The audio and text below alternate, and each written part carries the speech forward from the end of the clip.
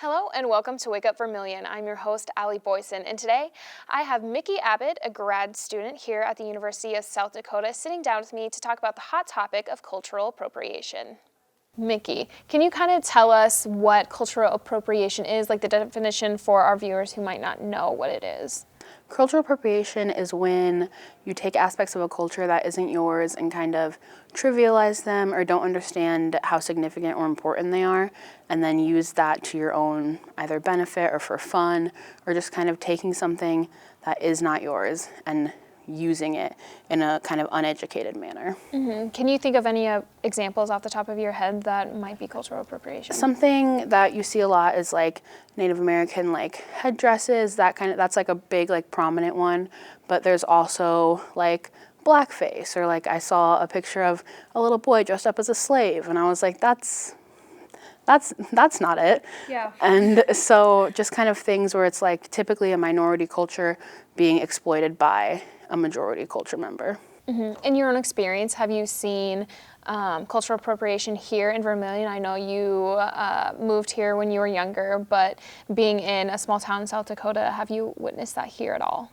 I have seen my fair share of headdresses, and I feel like typically being like, we have a lot of like Native people in South Dakota, and so usually that's something that's addressed like pretty quickly, and like people are like, oh, okay, like I need to not be doing that. Yeah. But there are things like dressing up as like a terrorist and being in like traditional like Islamic garb or that kind of thing that I've also seen where people don't respond as well to being kind of criticized about it.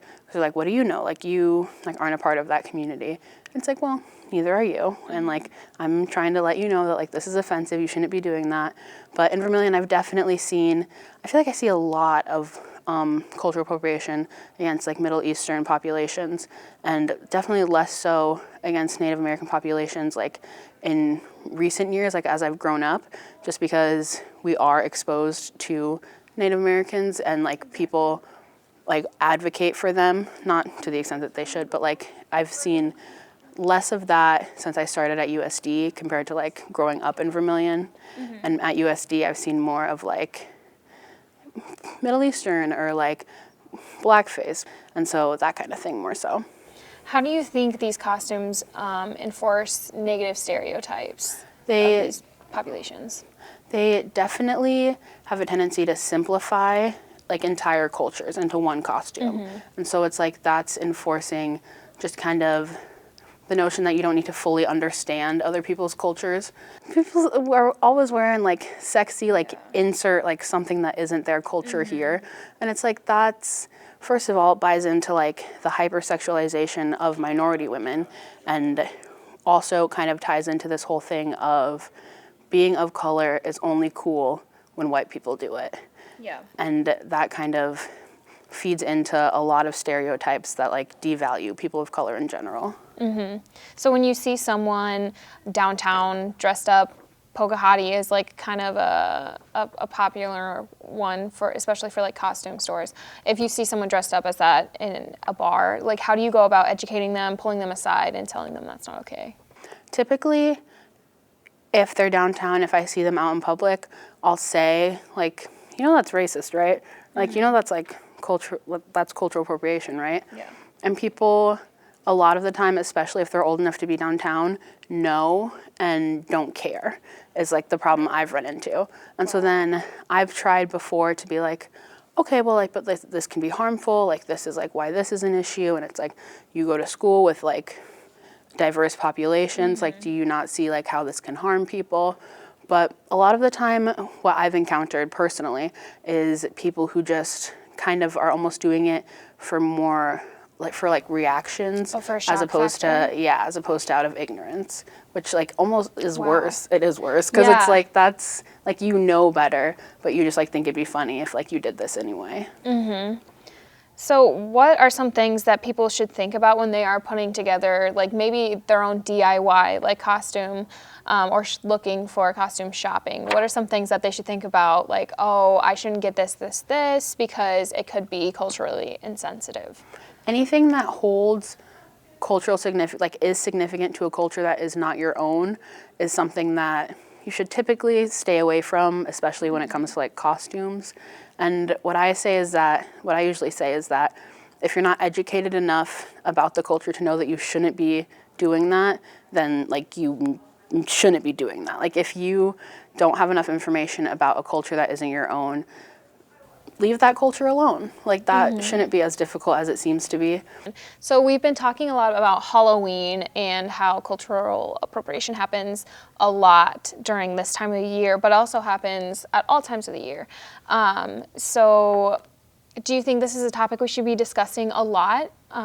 What is your opinion on that? I think it definitely should be a year-round conversation because a lot of the time cultural appropriation is people using culture as fashion. And so it's not just for Halloween, it's not just for costumes. It's like overall like, oh, like I should be able to take this like significant aspect of someone else's culture and like use it as like my personal fashion choice. And that happens year-round consistently, like all over the place. And so it's definitely a conversation that we need to be having more often and like more in depth, I feel. As younger generations are growing up and they kind of take over like the society and like society's values, how should they be agents of change? I feel like that's what I see a lot from younger people in general is like the fact that they're already trying to be agents of change, which I greatly appreciate. And I feel like that's why I've seen kind of like a decrease in like specific cultural appropriation costumes, like the ones that people like can point out and be like, oh, like I know that's offensive. And so I think that young people really are poised to be that generation that is like consistently calling people out and is like trying to educate people because they have seen other basically older generations get like so much backlash, like to the point where it's like now that people are saying things, they're seeing how that's not okay and how people are responding to that and like seeing minority cultures not necessarily be listened to, but like almost like being heard by more people. And so I think that that's really something that gives young people kind of just that they've seen these changes like trying to be made and that they have more knowledge and they have access to more knowledge about different cultures, that I think that's what's going to kind of cause them to hopefully put a stop to this whole process. Okay. Well, thank you so much for coming on the show today, Micci, to share your experience and your expertise. Thank you so much for having me. Thanks for watching. Be sure to follow us on all our social media pages and subscribe for new content weekly. We'd like to extend a special thank you for our guest, Micci Abbott, and for the on-campus Charlie store for letting us use their space.